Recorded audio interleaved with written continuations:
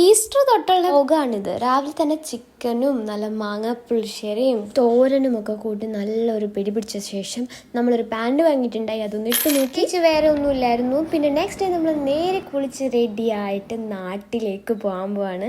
അമ്മുച്ചിച്ചിയും താമരയും കൂടെയാണ് പോയത്. നമ്മൾ ട്രെയിനിനാണ് പോകുന്നത്. എനിക്കൊന്ന് കുറച്ചധികം നാൾ കഴിഞ്ഞിട്ടാണ് നമ്മളെല്ലാവരും പോകുന്നത്. അതേപോലെ തന്നെ ഇത് വെക്കേഷൻ ടൈം ആയതുകൊണ്ട് കുറച്ച് എക്സൈറ്റഡ് ആയിരുന്നു. കസിൻസ് ഒക്കെ ചിലപ്പോൾ വരും അങ്ങോട്ട്. പക്ഷെ പാളിപ്പോയി. നമ്മൾ പോകുന്ന ട്രെയിനിൽ നമ്മൾ പ്ലാറ്റ്ഫോമിൽ എത്തിയപ്പോഴത്തേനും അത് എടുത്തു. നമ്മൾ പിന്നെ ടിക്കറ്റ് എടുത്ത് യാത്ര ചെയ്യുന്ന ആൾക്കാരായതുകൊണ്ട് ടിക്കറ്റ് എടുത്ത് നമ്മൾ വേറെ ട്രെയിൻ വരുന്നതിന് വരെ വെയിറ്റ് ചെയ്തു.